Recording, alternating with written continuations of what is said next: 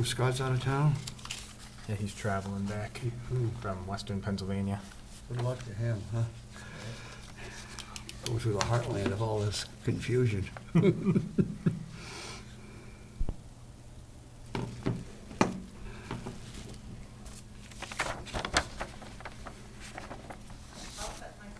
Okay. Good evening and welcome to the Planning Board meeting, August 23rd, 2021. I'm going to read an opening statement on a hybrid opening. Pursuant to Governor Baker's March 12, 2020 order suspending certain provisions of the open meeting law, this meeting of the Sutton Planning Board is in hybrid format with both in-person and Zoom components. To join the meeting, visit www.zoom.us/join and enter meeting ID 834-7419-0193 and passcode 768677. This meeting will be broadcast and recorded on local public access station, Verizon 31 and Charter Spectrum 191, and live streamed on the town's YouTube channel when available. The first order of business in a hybrid format, we're going to do a roll call to see who is here on the board. Recording in progress. Bill, here. Here. Kyle, Kyle here. Mike, Chairman, here. Ollie here? So we have, Bill, you're going to be serving on the active board tonight as Scott is not in. So we have 4 board members here awaiting Bob Lodges, and Scott Paul is called in out today. And with that, there is no board members on the Zoom, I don't believe. If there is, please speak up. If Bob by chance is. Do not see him. Okay. Okay. So the first order of business is a public hearing for MIG Acton LLC. Could I have somebody read the hearing notice, please? Want me to read it? Sure. In accordance with the provisions of the Sutton zoning bylaws, sections 4C, site plan review, and 5B, groundwater protection district, the planning board will hold a hearing on the application of MIG, is it MIG or MIG? Acton LLC, Acton, Mass, relative to land owned by them at 16R Worcester Providence Turnpike. The application is for the construction of a 40,500 square foot industrial building for a construction contractor with associated exterior material storage and parking. Okay, thank you. Just acknowledge that Bob Lodges is here now, so we do have 5 members present today. Would you like to give please state your name first, and then you can give your presentation. Sure, excellent. Good evening, my name's Matt Bombasi with Bowler Engineering. I'm Okay. representing the applicant MIG Acton. On the Zoom call is Don Vogel with the applicant, if there's any questions for him as we go along. If you guys remember, we were actually your very first hybrid hearing when we all got out of it. On the specific site, the site is 16R Worcester Providence Turnpike. It's right at the end of the John Road cul-de-sac. We were here on June 14th for a laydown area. They had bought 12 John Road, which is just south of the site. 11 Deborah Drive, which is a piece over here, which is mostly wetland, and they had bought this larger parcel, which we had insinuated at the last hearing they were intending to do a bigger development, but at that specific time, they were anxious to just get some laydown area for some of the bridge construction work that they were doing, which I know they've started clearing and things like that. So as promised, we're here for the overall full development of the property. It's for a 40,000 square foot industrial building. Building here.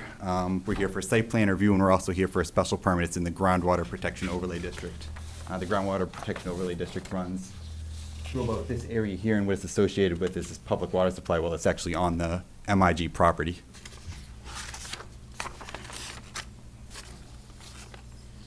The bulk of the site is within the industrial district. This line here is the break between the industrial district and the rural residential. And this line here is the break between the the industrial and the highway business district, so the bulk of the development is actually within the industrial district, including the building. Here is an 100-foot buffer from the nearest property line, which is a landscape buffer required per zoning. The project proposes loading areas on the north side of the building. Over there, they'll have a 4-foot concrete reveal, and they've been designed to accommodate a WB67 or a large truck vehicle. There'll be 5 of them for 5 individual tenant spaces. On this side of the building, we have 41 parking spaces to meet the zoning code.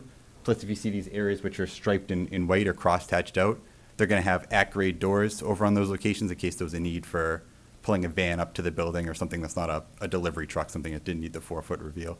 So primary major loading on this side, but also some secondary loading on that side of the building as well. The building's proposed to be a metal building, typical with the rest of the development throughout John Road and Deborah Drive.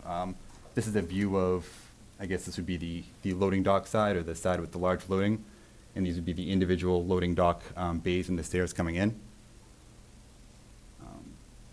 This is a, So is that an artist rendition of the building, or that's it? I'm sorry? That is an artist rendition of the building you propose? Sure, yep, yeah, the architect put together this kind of rendering for it. I have a picture of the specific color, it's just a little lighter tan than this rendering, but that's the artist rendering for it. It's a metal building with a pitched roof, 31 feet tall. We also submitted architectural elevations for the building itself, so this would be the 5 loading doors on that north side, and this would be the south side. They'd be parking all along this side and across the drive aisle with these at-grade surface doors with the cross-hatched out areas for if they needed access through there.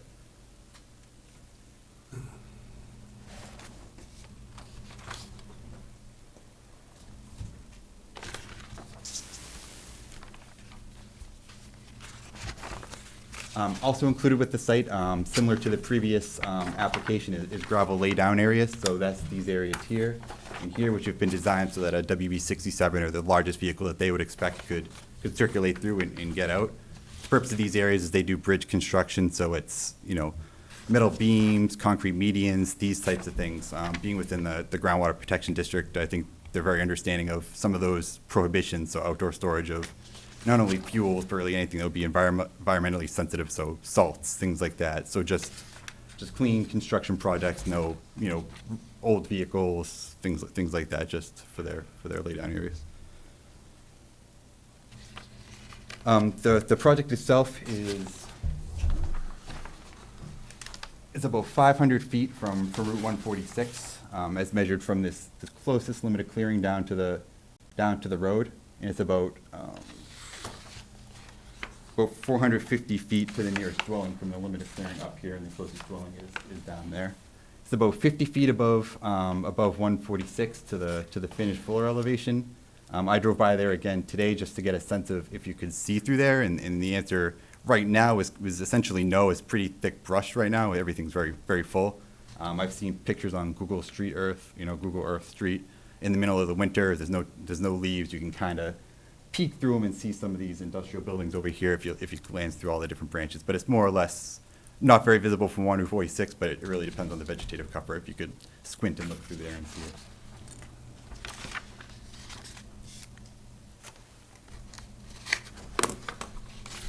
Site access is going to be through a connection to John Road here at the end of the cul-de-sac.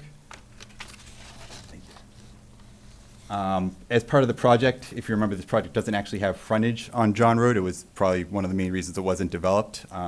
We are proposing to take a small piece of this property, a piece that looks generally like that, which has 100 feet of frontage and granted from 12 John Road to this parcel to make it a legal parcel. We expect that definitely has to be done before any building permit or anything like that, and it was a condition of the previous approval. And I believe the zoning bylaw change has gone through. Mm-hmm. Yep, so we can do that anytime. We've already reached out to our surveyor to have him put that together, and we can file that hopefully for your next hearing would be our goal.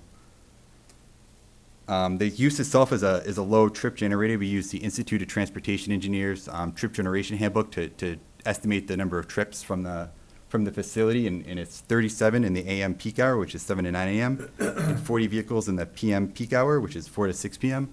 That's pretty consistent with what Don had told us relative to how he expects the building to operate. It's 5 different tenants, so you're going to have 5 to 5 to 8 employees each, so it generally jives with the ITE handbook. ITE mandates that a traffic study may be required if you're over 100 vehicle trips in the peak hour. That's their number for warranting a traffic study, and this falls below that threshold.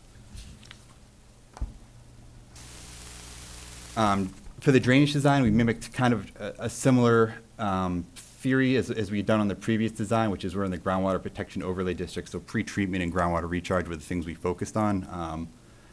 Wherever we could provide swales, grass swales or check dams to collect laydown areas or driveways, we did so as pre-treatment. So this driveway coming up this way has a grass swale along it, and both of these laydown areas have grass swales to collect the runoff prior to discharging them to basins. For stormwater basement treatment, we've got 2 of them. One is this basin here at the north side of the site, which is actually the identically designed as the previous development. Our idea being that maybe they could use the construction of the laydown area and just keep that basin in place for this proposed project. The second is a large subsurface basin under here, which actually has 30,000 cubic feet of storage. It's a big basin. We have a bit of area here, a bit of impervious with the building and the loading areas, so we needed a basin pretty large to mitigate the flows. What we also have incorporated is we have a bit of sheet flow off the site, so this wooded area in proposed grass area coming down all comes down to our site. So instead of collecting it and having it run over the gravel later into areas, we have a series of swales here and here, which will collect the water and route it around our basin so that they don't inundate our basins and just route the clean water around the site. We did provide a long-term pollution prevention plan and operations maintenance plan, which does include provisions for some of the cleanup and don'ts as far as storage of materials on site, and also the operation and maintenance of the stormwater facilities, cleaning, inspections, things like that. We actually did receive the engineering review from Graves just a little bit before the hearing. We haven't had a chance to fully respond, but I did get to read through it. There were a couple comments, a little extra wind calculation for the proprietary separator we proposed, and a couple of minor detail things he wanted us to incorporate, which we were totally fine with. I think in general the hydrologic computations look good, which is really what we're worried about because we put a lot of time into those drainage calcs. So if they're funky, we have to go back to the drawing board. Great, yep. Utilities on this site are actually somewhat interesting as opposed to most other sites. We'll be underground electric and gas communications from John Road. We'll have an individual sewage disposal system on the site. We've already done the percolation testing and soil testing with the Board of Health, and that permitting will be kind of concurrent with the planning board review. And we will have a public water supply well down here at the western corner. One thing they'll have to incorporate into the building is fire suppression, which is a bit challenging considering there's no public water here. So what they need to do is put a cistern and a pump.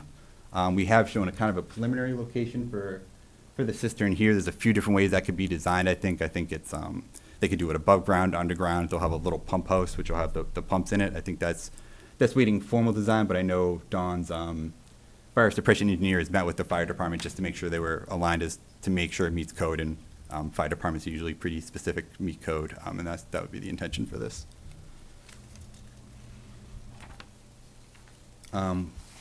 We did also receive some comments from Jen. I was going to run through those, but before I do, were there any questions from the board, or do you want me to run through those first? No, not at the moment, no. I will maybe just read in, we did get some comments from the fire department, Robin Vestron. I'll just read them, because I think you've already kind of began addressing that. An email to Jen from Robin. I met with the owner and the FPE briefly when Matt was on vacation the other week.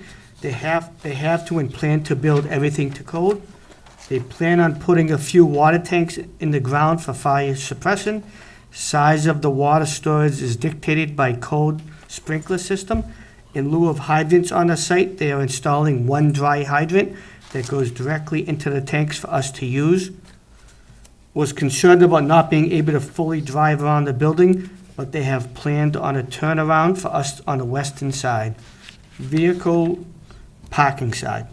No issues on the east side since that is the large open area for TT units. Thank you, Robin. So just wanted to read those into the record. Any board members at this point, any comments? Are we gonna? I didn't know if Don wanted to say anything further. I know he's on the Zoom, but does he have any comments or anything? I think he'll probably be reading and reacting if the board has any You pretty questions. much, okay.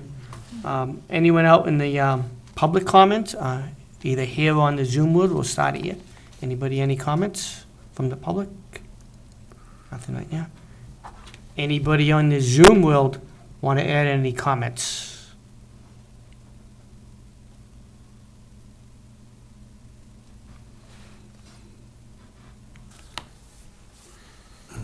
Doesn't appear to be.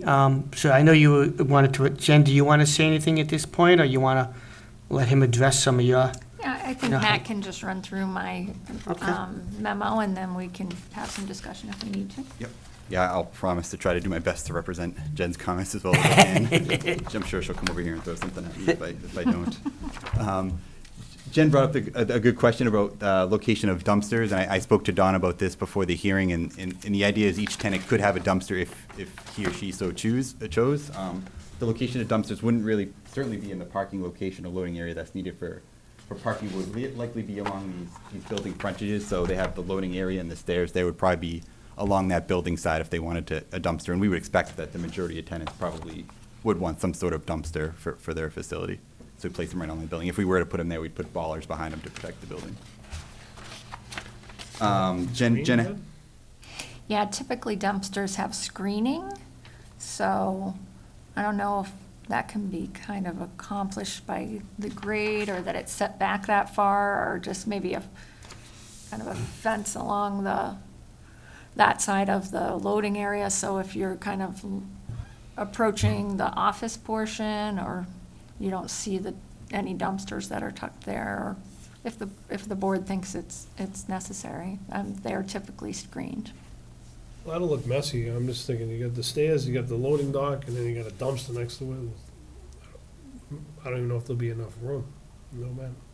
I think there'll be enough room, but I understand what you're saying about just the dumpsters being there along the building. I think Don wanted to try to avoid just individual screening. I think just with the plowing and just the general use of the building, they're gonna get torn up and they're not gonna look very good. If we were to screen anything, I think it would be this view corridor here. These are gonna be, 600 feet from the road, so I don't think you're gonna see a dumpster from 146, but certainly if you come up this driveway, you might peek through here, so we could do like a couple shade trees or shrubs through that area just to block that view corridor if the board likes. Shrubs on the, what is that, south, technically west, right? This would be, I guess, the I'm sorry, northwest corner? north, because this was north, yeah.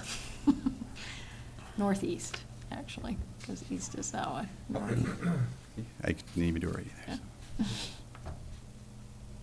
either. Another question Jen had was to show the signage and location of the sign. Again, Don doesn't have a sign vendor, but what he's gonna expect is just some signage here along the road, something to let people know that they made it to the right place before they drive up the driveway. So Don's totally comfortable doing that under the zoning requirements. I don't think he's gonna ask for a variance or anything to sign. It's just something that he can denote the tenants that are in the building. One of Jen's comments was relative to the loss of forest areas, about 7 acres or 7.5 acres of lost forest. And a lot of that area is proposed to be reseeded with our landscape architect is specified as a conservation wildlife seed mix. That seed mix includes tall grasses, shrubs, rushes, flowering shrubs, things like that. I asked them what that would look like over time, and I think the first year is designed to mostly stabilize. The second year, the shrubs and rushes come forward, and then from there, it kind of becomes a little feral and naturalized.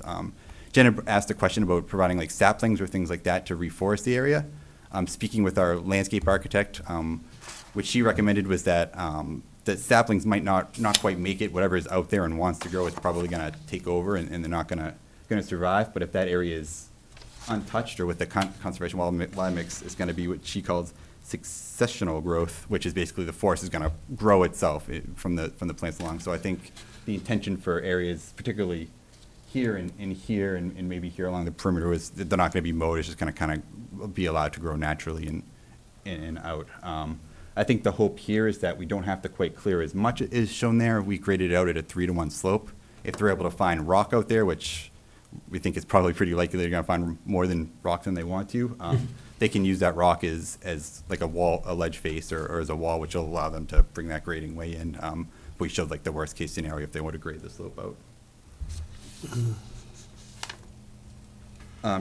Jen had asked a question about the peak hour traffic and if we could estimate, you know, the other uses nearby and things like that, and just the impact on the 146 intersection. Again, this is a very low traffic generator in terms of what we typically might be looking at, like a commercial restaurant, that type of use. This is well below those, but we did take a quick look at further addressing that. So this use is a low generator, and really even all these other uses that are along Deborah Drive and John Road are low uses. I mean, this site has about 30 parking spaces, like 5, 10, 15, I think. So there's not a ton of cars, even if the place was at max capacity. There's not a lot of cars coming in and out of there. Another thing we noticed down here at Route 146 is actually a dedicated lane to turn onto the highway, which is actually similar to what Sutton has at Market 32, that big commercial plaza. So I think, in our opinion, there's more than enough capacity at that intersection to accommodate this, but really, honestly, probably a much larger development, which is what might have been contemplated when they did that intersection.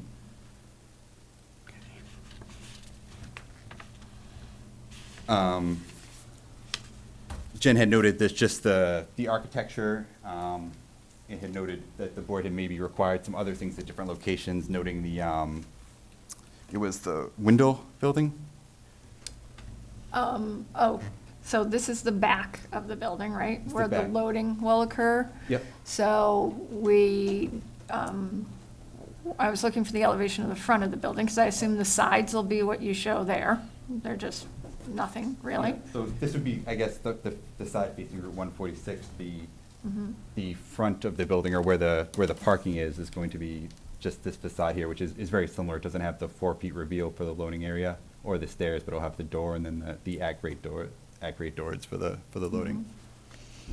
And then you indicated material, you indicated color through the drawing, but you just need to indicate the actual color choice in writing on the elevation. It's a color called brownstone. It has a very detailed number to it that Don had provided. Okay. We can certainly put that on the plans. And then I just talked about the detail for the retaining wall material. We usually have on the detail sheets. That is, color and block style as well. And then I just asked about elevation in general. The building floor elevation looks like it's at 580 with an average height above grade of nearly 31 feet. Roof line will be over 80 feet higher than the adjacent elevation of 146 and over 65 feet higher than the elevation of John Road. Without a doubt, the building will be visible from the park, and depending on the type of forest cover that remains between the building and 146, may also be visible to some degree from that roadway, although briefly at that distance and typical speed of travel on the roadway. So not big concerns with 146. I note that I just provided that background as the proposed architecture is not consistent with what we typically approve. And then I noted even in the Windle Industrial Building, which is the other multi-tenant, which is not in the 146 overlay, with the additional architectural requirements, we did require some stone-like material along the water table there. And, just that muted coloring on that building. And if you'll recall, we made some adjustments to the garage doors over there. So I just noted that you need to just take a look at this one, considering the site, the location, and everything, and see if you think any architectural and/or landscaping improvements need to be made. Because, Matt already talked about some potential of that screening on that northeast corner for dumpster. And then I think there's 2 trees for the interior lot landscaping on the front parking. But other than that, there's really no other plantings shown, including up the winding drive or anywhere else. Yeah. So as far as the Route 146, I don't think we're in the overlay district because we don't front You're in not? that district, but it's certainly along Route 146. I think our hope was that it's so far away, it's 500 feet of wooded area plus another 100 feet or so to the actual building itself, that things like little minor details like banding along the brick, and you're not going to see it from 600 feet away, it doesn't provide a ton of value. I know Don's got a lot of work ahead of him as far as earthwork and fire suppression systems and things. So he's trying to value engineer this thing to the best that he can while still doing, you know, an appropriate project. I think things like landscaping along here that we kind of discussed earlier certainly provides some value as far as coming into the site and something someone might see. But as far as like landscaping along this side and things like that, I just don't know. There's a ton of value there. You're not gonna see it. No one's gonna notice it. As far as the retaining wall material, I talked to Don about that. He does very big projects, so he had quite a bit of information on how he might do this. He hasn't quite got the design done yet, but he's kind of contemplating in his head. He's expecting to find a lot of rock out here. So there's a few different types of walls he might go with. There's different boulder walls that they've built before with his company, and there's also what he called a hill thicker wall, which I think is they use crushed stone and some sort of metal netting, and they build the wall up that way. You probably see a lot in like bridge abutments and things like that. So I think it's still to be determined, but his hope would be to use on-site materials to build the wall. But he's got I think he'll try to do that as best as he can with the stuff that he has. The wall is about 500 feet from the road through the woods, so I don't think there's going to be a ton of visual exposure to it through the tree canopy. And my comments come from consistency and precedent. We're just trying to follow all the same rules that we would Yeah, on any other absolutely. site, and not knowing who your tenants will be. You know, we don't know if customers or anybody else would be coming to the building, so we want to make sure it's consistent and with what we've done on other buildings. Sure. So, understanding that this is a unique site and it's very removed, and like I said, I just don't even think you'll have, even if you had a clip of visual impact from 146, it's so brief at the speed things travel on 146 that that's not really a concern. It's more for, you know, if customers are in the park or coming into the park and using the building, this is going to be a brand-new building. We want it, you know, to be consistent in quality and Sure.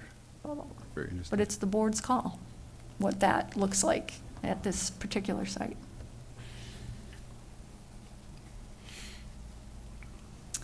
Well, she had two more, so I might as well just flip through those and round it up. So one was a question to the board regarding the definition of yard and whether clearing, grading, or placement of walls is compliant with the yard requirements. The specific location, I guess, we kind of saw that she might be referring to is, this here is going to become our front yard. So we considered this border around here our rear yard, which would be a 50-foot setback. We do have what's going to be a pretty tall retaining wall along this corner here, which is into the 50-foot yard setback. We don't know if the board would consider that something that needs to meet the yard setback, but it seems to meet the definition of structure in the zoning bylaw, which includes a wall over 6 feet high. If the board did consider that a structure, what we would do is we would take this area here and curl it around here, so a WB67 could bang a 180. The reason this little loop exists is that we wanted a truck to be able to pull forward and back into this loading spot. If we provided a little turnaround, you could come in, circle around, and then do the same thing. So there is a way out of it if you did believe that it needed to meet the yard setback.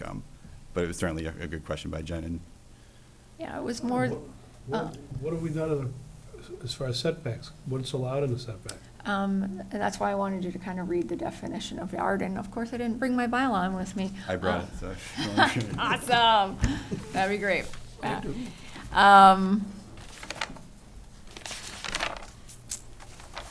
And it goes more to kind of yard setbacks, visual and spatial buffer, undisturbed or upgraded, blah, blah, blah. So it's, in my opinion, goes a little bit beyond if you can have a structure in it. It's kind of the purpose of the setback as well.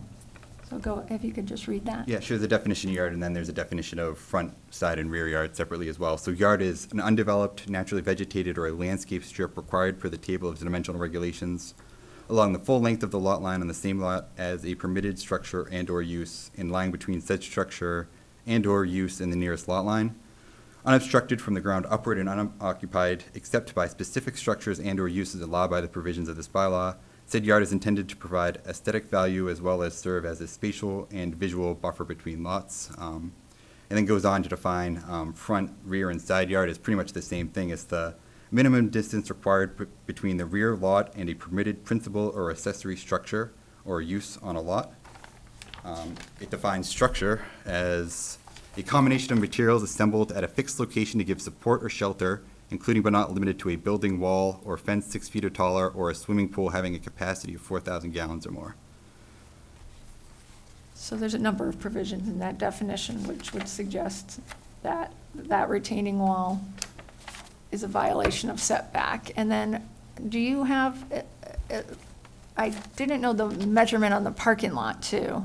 Yeah. That one looked like it was in the setback to the corner up there. There's no wall over here, but yeah, the setback line runs through here, would just be paved parking. Right.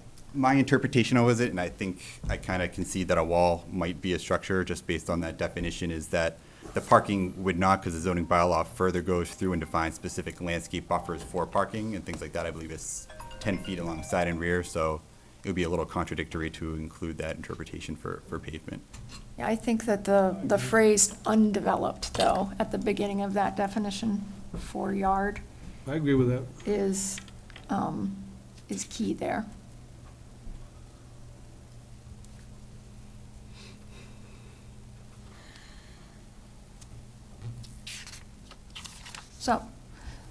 So that was one of my comments. So review the definition of yard setback to determine if clearing, grading, placement of retaining wall as proposed on this plan's compliant. And then I just noted that as you recall, the reps of MIG came in a while ago, including Matt, and talked about kind of how we would look at the zoning, how some of it's business, some of it's industrial, and some of it's residential. And the board agreed that under the provisions of one of the footnotes, that they would consider the zoning, the active zoning line to have been scooted to the residential line, so that, the whole lot could be considered as industrial. But again, you have to keep 100 feet from that line before anything really happens. And the leach field for the site looks like it's in that 100-foot zoning district boundary setback. So that needs to be. Yeah, that was a good catch by Jen, and we absolutely didn't have to do that, and that was probably just a little greedy or short-sighted. We haven't done the full leach field design, but putting it into the buffer we said we would stay out of was not the original plan, so we'll definitely shift that so we don't do any trimming in the It's 100 feet from the residential line. Yeah, from the residential lot line. You just, yeah, you're not supposed to be touching anything, Yep. 100 feet from the residential line. When I saw the comment, I was like, what is she talking about? And then I was like, oh, geez, she's right. Not trying to zing you, just, that can be touchy, obviously. Yep. No. So, and then there definitely needs to be a waiver in the least for that parking. If the board agrees that they can have parking in the setback, you need to vote a waiver to allow that under the parking requirements for B1 that say you can't have parking and maneuvering in the setbacks. Yep. So if you think that the definition of yard allows that, you still have a provision in your parking that says you can't. So you would need to and you do have a waiver provision in that regulation. It would only be along that eastern property boundary, along the power lines, along the side, just that one rear Yeah. location there. Yeah, it's not like it's along 146. Can you point that out, Matt, by chance? Yep, yeah, it's where the parking is located within the side yard setback is this little triangle of parking and loading just through. That's what we're talking about, that. Now, Matt, is smaller- that where you were gonna do whatever the fire department wanted to? Yep, yeah, he's gonna want to turn around, so I don't know if we'll have to extend this back a little bit to just back him out that way, but yeah, he would need this to do his turnaround over there Okay. too.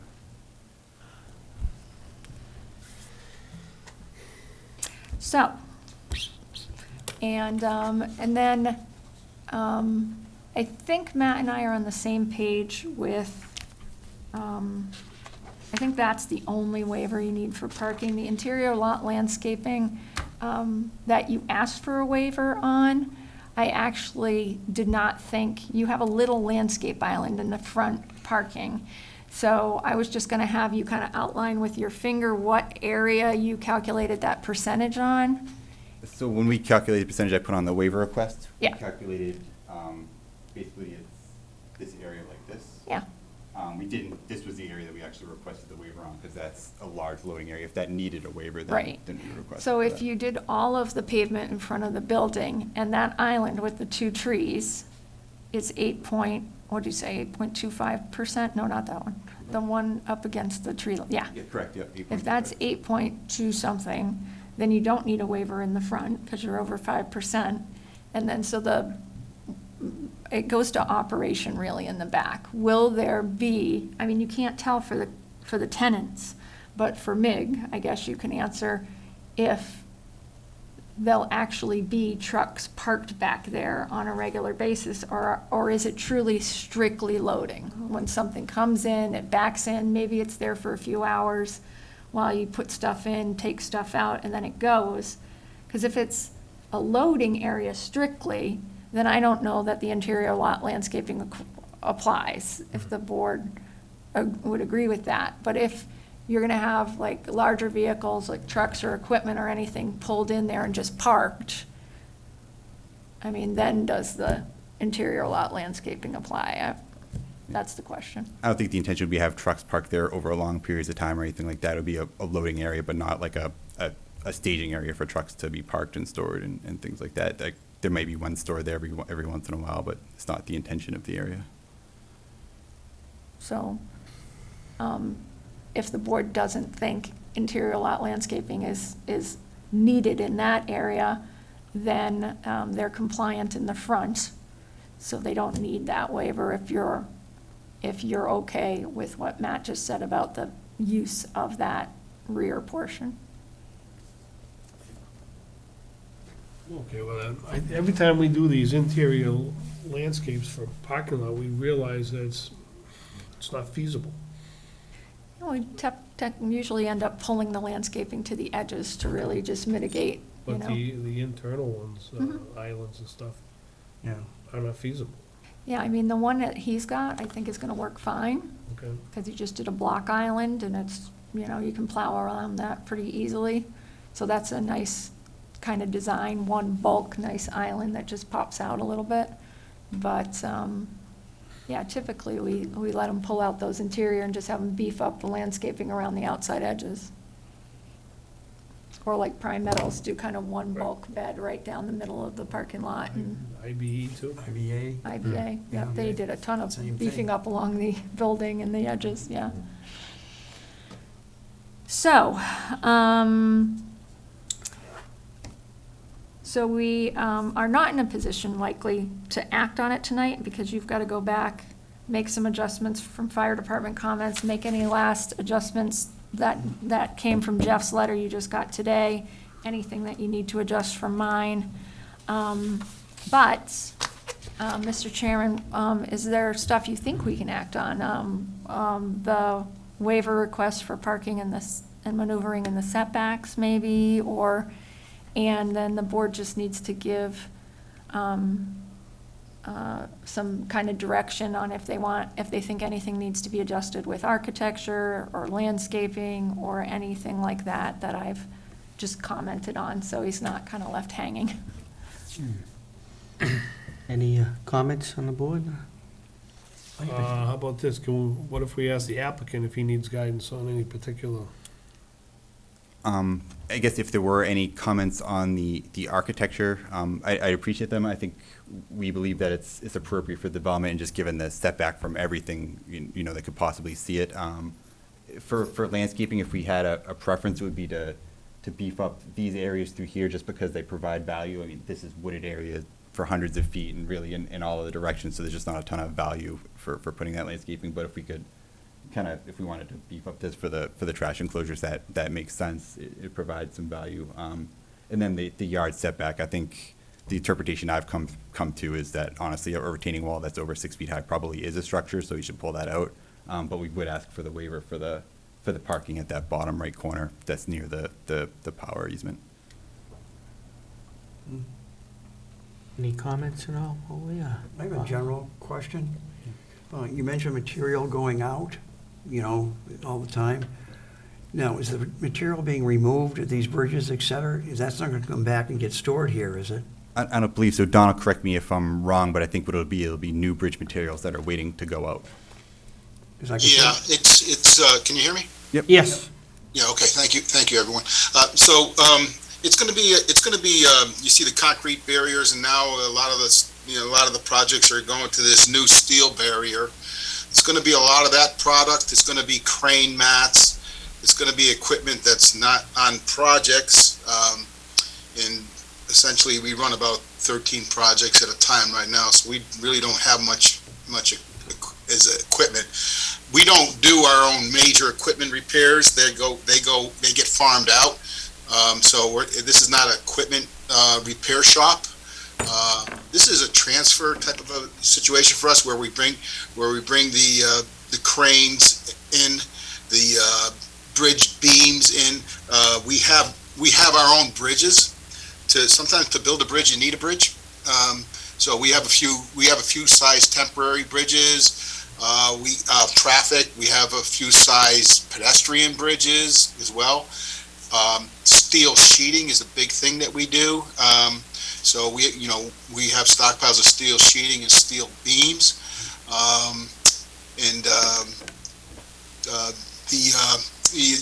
At the beginning of the barriers, you see these orange setups of they're called attenuators that defray the vehicle hit, deflect, I should say, the vehicle hit. So it's that kind of stuff and other kind of traffic devices. Traffic safety devices is a big storage need as well. That goes from signs to posts to the attenuators, that type of stuff. And so that's the kind of inventory that would be in the yard. As far as around the building, we won't be parking along that. Jen talked about that. It would be in our own way. So we're not going to be parking behind the building per se. A truck might drive in, drop something, and then move out of there, because it'll just be in our own way. Thank you. Thank you. Does this all get stored inside? No. So we try to inside storage. We're not going to be able to fit it all in the building. Sometimes you see the overseas carriers, we call them connexes, the storage boxes, the metal storage boxes. Yeah. So we have those as well. We store in the yard. That's dry storage for us, for the construction, the wood signs and the stuff, and the bolts in the steel that needs to be protected from weather.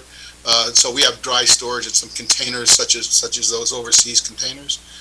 I don't know how many we have, 5, 6 of those type of thing for outdoor storage.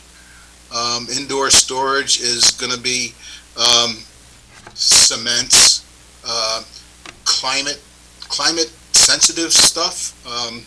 We use some kinds of cementitious products that are climate sensitive. So that stuff would be indoor storage, and not in the connexes or the steel container boxes, because that's not climate controlled. And light tools would be inside storage. Light tools, which we have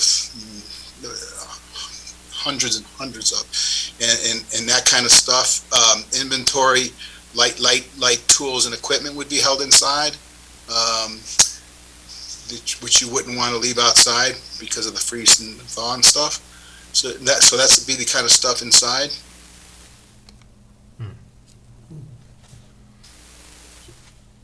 So is there anything not stored, everything stored outside is in a storage container? Or is No. Right. No, not the steel beams, and the concrete barriers. That stuff that wouldn't be the Right. the cold storage outside would be signs, stuff you want to keep the rain off of. But you don't care about the cold. But the steel, the concrete, the precast concrete barriers, and that kind of stuff, that would be outside storage. Where on the site or on the back of the the storage containers and all this will be? Would that be in the Matt had the Okay. Matt had the upper lot up there? I get it. Yeah. So that's kind of what that's going to be for.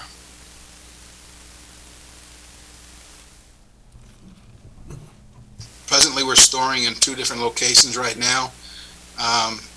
And I think one's in Uxbridge, and I think one's in Grafton. So we're renting outdoor space right now from others. Okay. Kyle, anything? Thought this time? Seems like a nice building. I mean, it looks industrial, but not too industrial. It seems like it will fit with what I imagine we were thinking when we made this an industrial park. I mean, it's not necessarily an eyesore looking at the rendering the artist put together.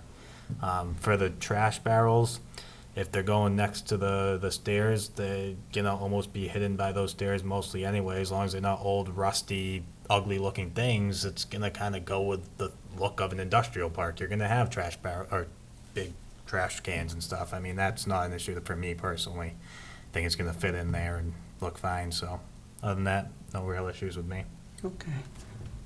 I would just add a few kind of random comments regarding the color of the building and the visibility from 146. It seems to me that it is quite a distance from 146, and the color doesn't seem to be popping color like some other buildings that we've had. So, and again, driving by 146 at that speed, if someone's turning that much to see the building, then they should obviously be looking straight ahead and drive along, So I would say, if any concern, it would be more on the other side of entering the building, as Jen has kind of mentioned about, trying to do as much planting or whatever, just to, make it a welcoming, especially if you mention that some of the outside things that are going to be stored in one of those areas. Again, looking at the picture to the left of it, I believe, kind of where so I'm not sure if that would be visible from the driveway of people, customers coming and going. I think just trying to pay any attention that could be given to that piece of it to make it, to mitigate some of the, looking at just things stored in an open yard might be helpful and beneficial if possible, so. Rather than focusing on the highway side to me, so. It seems like, Jen, if I correct me of that, the piece of the landscaping needing to be 5% is something that he doesn't really need a waiver on from what you're seeing? Not Is for the that- front of the building, and if there's not gonna actually be vehicles parked behind the building, I would consider that a loading and circulation area, in which case you wouldn't need 5% landscaping in that part. Okay. So it seems like maybe the one waiver we could address would be the parking maneuvering within a setback, is that correct, Jen, would you say at this point? Yes. Okay. My original comment on that would be, it doesn't seem to be too much to the setback, and obviously trying to make the maneuvering of the vehicles as safe as possible, that, I think that's reasonable. Other board members want to weigh in on that? This is the land that abuts where that is. You said that's like power lines? Yes, large Yeah. power lines coming. Yeah, okay. Anything, Bill, on that? I piece? agree. Yeah. Bob, Wally? I agree with certainly those very long trucks carrying the materials in and out, they do need room. Both for safety and access, productive basis. My only other comment, and I assume we'll probably get this, I don't really have an issue with the building, by the color, but I would like to see generally what it is specifically. Yep, yeah, we can update the architecturals, Will you maybe present have a the little next better. round? Yeah. Okay. So I think we've got 2 different issues with 2 different things in the setbacks. The first is the retaining wall and kind of that. I think it's just a retaining wall. I actually don't think the pavement's in the setback there. Maybe it is a little bit. Just a little bit on that northeast side. So it sounds like you've agreed, Matt, that you can shift that and just fix that. So it's just taken care of. Yeah, and quite frankly, this red line here is our 100-foot wetland buffer, and we've taken quite a bit of care to not go into the conservation and just try to respect that 100-foot buffer. So if we were to mitigate this, to loop it around this way, it's actually going to give us a little bit more breathing room. So, Right. Awesome. So that's going to be taken care of then on your next iteration. Yep. So the waiver would just be for that corner of the parking lot in the southwest, kind of, not the westernmost, but that corner right there. What you see there, and in case anything else encroaches on there when you do what the fire department wants you to do with their bump out. So that would be, so you need a motion to waive parking and maneuvering in the setbacks just in that area. And then with whatever you think is the appropriate reasoning, and I think Kyle actually touched on one of the main things, that this is not exactly abutting somebody's house or Route 146, you're abutting a power line that's not likely to go anywhere anytime soon. I'll make a motion that we waive that in that corner of the land, and for the reason that for maneuverability for the fire department to turn around, and the fact that it abuts a power line, which isn't really affecting anybody. Okay, thank you, Kyle. Second. Second was Bob. Okay. We're gonna take a roll call vote on this. Bill? Aye. Kyle? Aye. Mike, the chairperson, aye. Wally? Aye. Bob? Aye. Okay. Motion passes 5-0-0. Great, so the Okay. waiver's all set. We didn't hear anything from Bob, did we? You're good? I'm amazed, we're fortunate that you found this piece of property. It wouldn't fit in other parts of the overlay district, but how you found that, I think we're lucky to have you as a business in town. It's not gonna need a school bus, and we revenue some taxes that we need from businesses. And, you know, a long time ago, when people came to Sutton to build industrial land projects, I remember telling them to take a right after the donut shop, and if that's what it should look like, go someplace else, because that was not what we wanted to look like on 146. And the overlay district was hatched to have a different feel, but we have to also recognize this, at the end of that street, I never even dreamed would be something you could pull off, but it's a fit, because you're not gonna, it does everything that we should be doing, and hopefully when they see the building, colorblind, but people will look at that and say, wow, they got it. At the end of all those years, it looks like it's a nice way to finish that project, and maybe you'll start going back towards the rest of the property. Maybe we'll class up the rest of the You joint. might be embarrassed. I'd love to take Go credit, down there now and but say, Don's the guy that yeah, does it doing all doesn't look this. like that. Yeah, and when we first looked at it, we were like, oof, this is a tough looking piece of property, and Don had all the answers. He's the perfect guy for the job. He does projects bigger than this. I was like, oh, that's nice. He's like, yeah, we'll do it. So Awesome. And a dumpster thing is your own personal stuff. If you don't take care of your own dumpster, you're probably missing a whole bunch of other stuff too. That's your responsibility to Okay. keep the trash in a dumpster. Period. Thanks, Bob.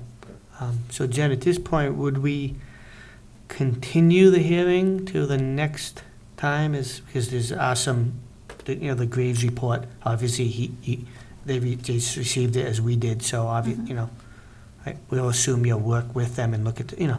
with Jen on the report and, Yep. Right. So, let me just make sure we get some consistency. So it sounds like the board doesn't think the architecture really needs to be changed, just that they'd like to see the front one, that front rendering, and that perhaps some additional screening, not on each dumpster, but to block that corner, and/or to screen those lay-down areas where you're gonna have Connex boxes and concrete barriers and stuff like that from people coming in or looking up. I agree with that. So that's what I heard in terms of architecture and landscaping. Anything else there? It just, I think the piece of seeing the exact color Oh, at some yeah. point was, I don't know if you See just that mentioned color? it. Don has like a little sample of it. I'll Yep. snag it from his office and bring it next time. Great. And then, so that handles dumpster. Signage, we can just do a condition on that. The dumpster piece screening is immaterial compared to potential screening for the. Lay-down aquatic- areas. yeah. Yeah, and actually, if you screen, because you've got lay down both sides of the driveway, don't you? That's this area here and this little. Right, small so area. if you screen that one that way, it just depends on the slope, because I know you're dealing with slope too, they're not completely flat. So potentially screening that one on the left could maybe actually even just end up screening the dumpster. It just depends on the grade and what you choose for a planting or a, whatever you're using. Yep, yeah, we'll take a good look at it and have an updated landscape plan. Yeah, just don't do white pine because they only work for about 15 years, and then all the understory drops off and nothing's greened anymore. So just don't use that. Traffic flow, the board's comfortable. They had the 30-something vehicles in the PM peak for this building going on to 146. If they were spaced out over an hour, that's no big deal, but you know what's gonna happen, everybody's gonna leave work at the same time. So, but they do have an entrance lane, and I guess it is upon some people to just wait for the gap, but, so if you're comfortable with that, I'm comfortable with that. I just don't, whenever we're funneling more traffic onto 146, I don't want to not think about it or look at it. We did the one waiver, and you're comfortable with the field cover they'll put on here, and that you'll just do, I think the term was natural succession growth. You I don't learned need that to term today. introduce mountain laurel plantings or saplings or anything. I'm good.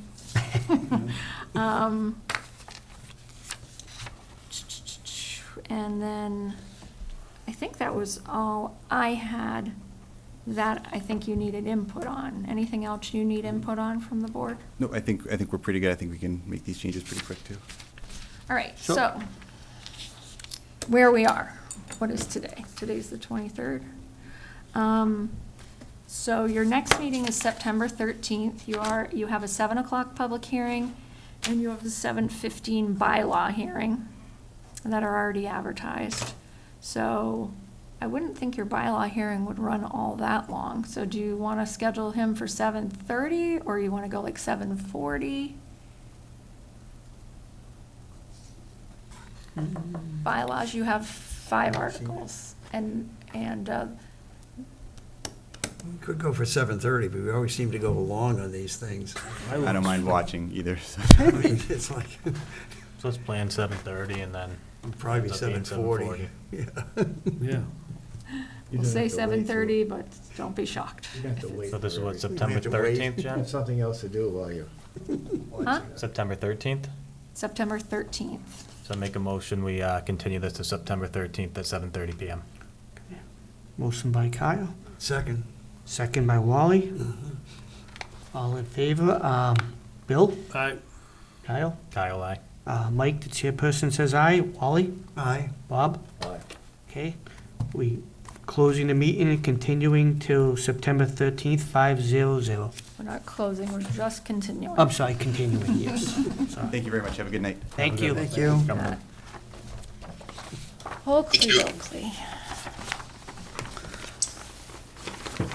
The next order of business is an action item for Wedgewood Farm, a permit extension. You I see have- somebody up on the screen who's visiting us from Zoom. Could you just identify yourself and you can give us a little rundown of what's going on tonight? Thank you. Sure. Randy Waterman from Compton Property Development LLC. We're the current owners of the property at, 141, 142, and 128 Armsby Road. The project that was permitted back in 2019 and 20 as a senior housing development. And I'm not sure where looks like I lost the view of the board on here, but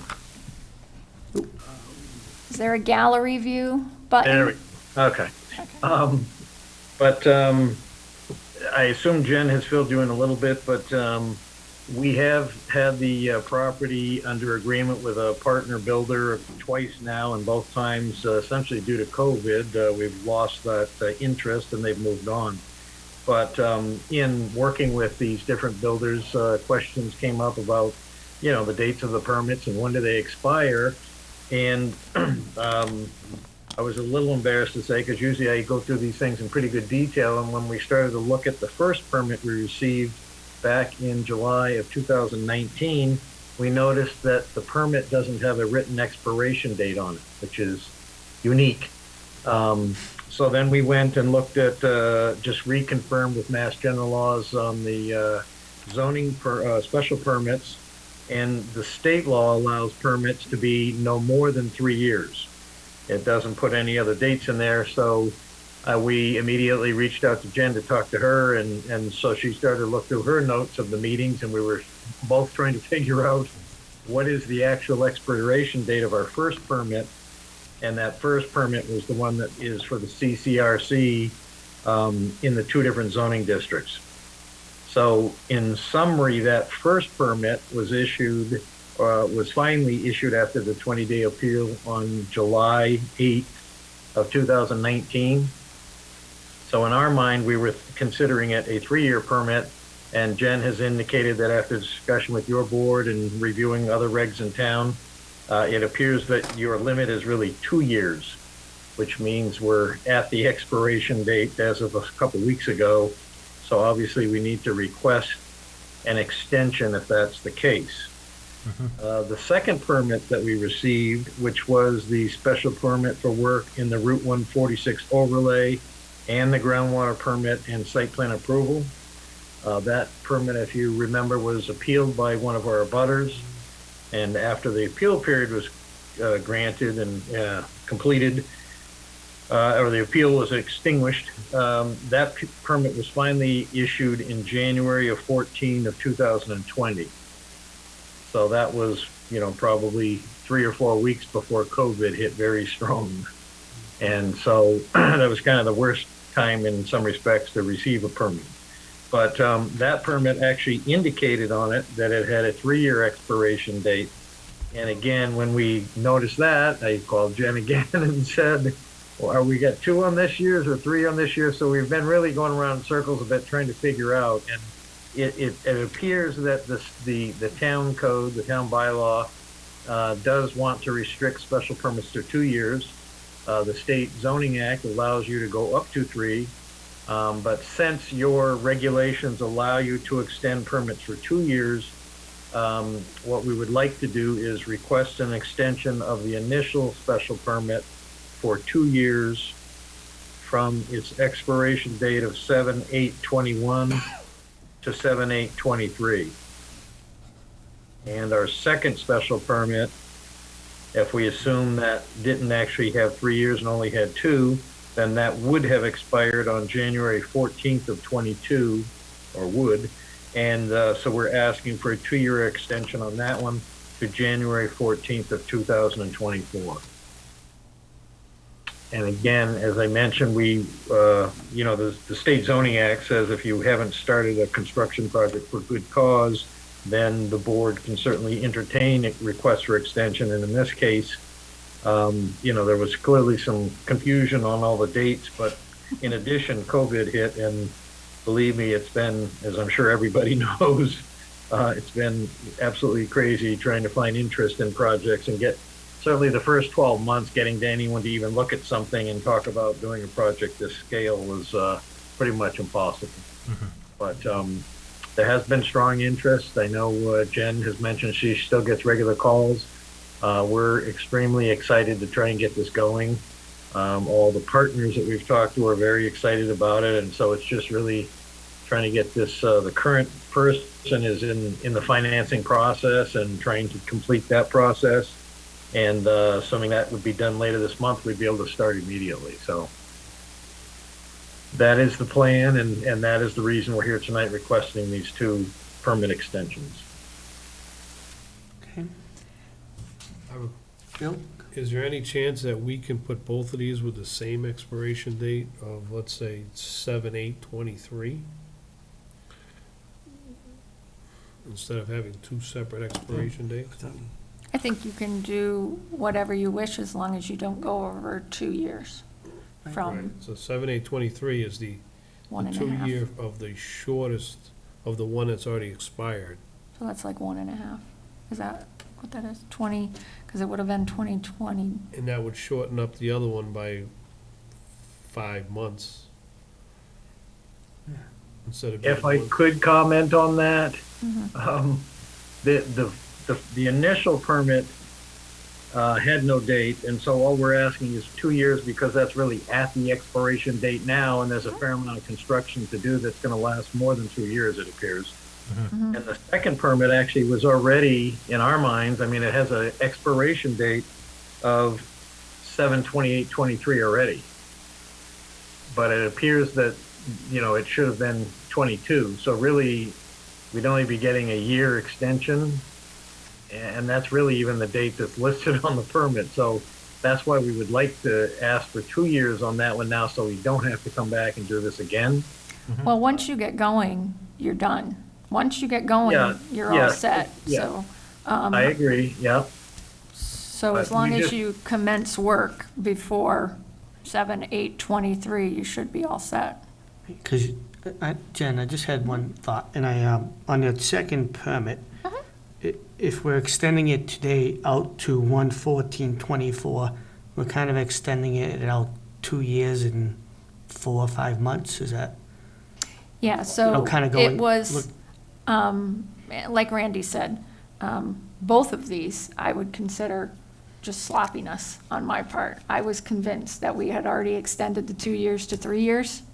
So on the first permit, no expiration date was listed. On the second one, we had 3 years written in. So, and as you know from our recent discussions on bylaw changes, we never did change it to 3 years. It is 2 years, even though the state allows you to go to 3. So, both of these are really my issue. So I apologize to Randy already about that. I apologize to the board as well. So. I should have caught it, it's not just you, I should have caught it too. We always check these very carefully, so Yeah. it's not on one person. So I don't- 7/8/21 would have been the expiration, is the legal expiration on the first one, and 1/14/22 is the expiration on the second one. So the second one hasn't expired yet, but it's coming quick. Close. It's coming quick. So you can't really use one permit without the other, I think is kind of part of Bill's school of thought too, and it's just so much easier to kind of have all the permits under one expiration. I think, Jen, excuse, one moment, Bob had a comment he wanted to interject, I thought. It's because we weren't here in person, we would have caught it. All that zooming. So, that being said, and the applicant has invested a whole bunch of time and energy and money, as we did, when this whole thing started. Is there a way to just hit the reset button with, let's just hit the reset button and, I like the idea of the dates being the same, 2 years out. Let's use the later date. So use the January 14th, 24. And, yeah, and, you know, I mean, it was just But for a can whole we, bunch of reasons. but can Let's we just put the grant, train on the track. but legally, can we grant an extension of 3 years on that first permit? We can only grant up to 2 We years. can't go up to 2. So you're either going with the July 8th, 23 date or something less, which I wouldn't think you'd ever go something less. But yeah, the other one would have you out.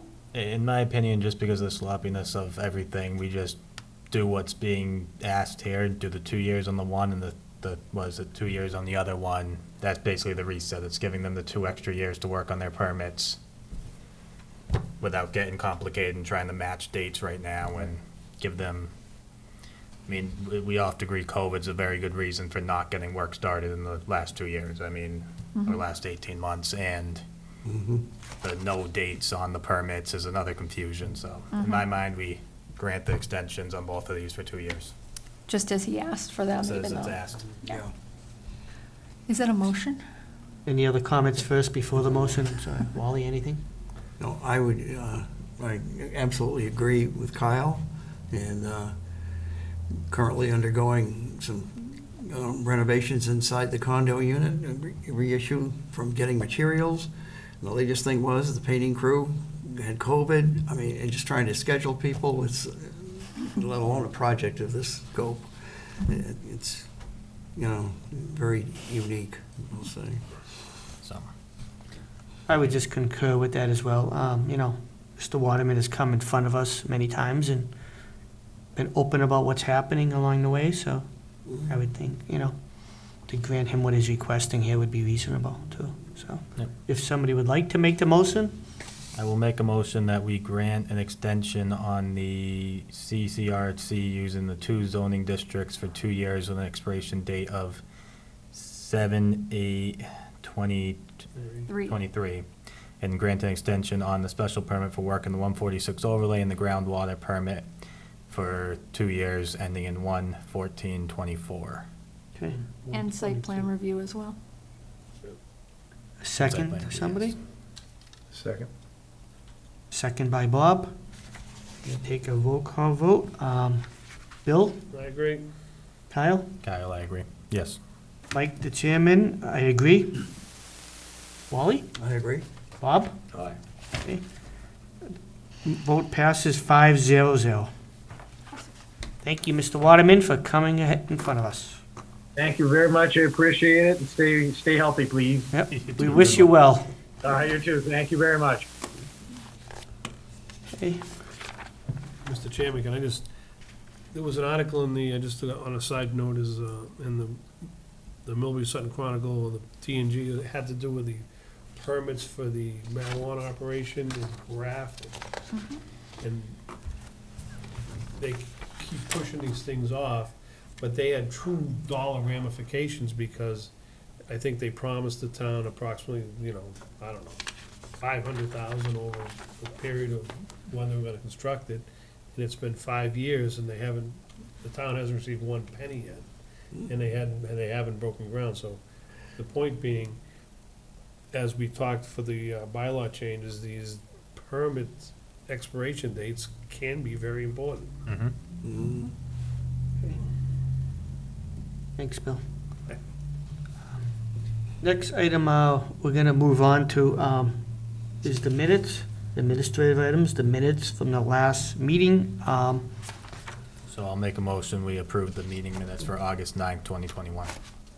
And there was one Yeah, correction. Right, there is one correction. I did read through the minutes, and I was not listed as absent, and I was absent, but I did watch the, You were watching. I I did didn't watch the list him video, as- and I saw, I didn't list him as I did see present. Bob tried, Not listed. I did see Bob tried to nominate me for some committee, so I will not be absent again for a long time, hopefully. But that was one correction I mentioned to Jen, so I think we'd have a motion just to Yes, make a motion slight with that adjustment. correction. Okay, from Kyle. Second. Second, Bob. Take a vote. Bill, Aye. Kyle, Kyle, aye. Mike, aye. Wally, Aye. Bob. Motion passes 5-0 to have a slight amendment on the minutes. Next item is, just want to acknowledge a filing for 23 Jones Road, a retreat lot.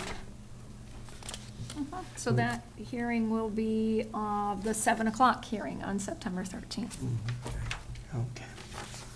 So the public hearing on that will be the 9/13 at 7 o'clock, Jen, is that correct? Yes. Okay. Final item is just a correspondence. We did receive an invite to the September quarterly meeting of the Central Massachusetts Regional Planning Commission on Thursday, September 9th, 2021, at 7 PM. I believe this has already been discussed briefly. Are any of the board members going to be attending?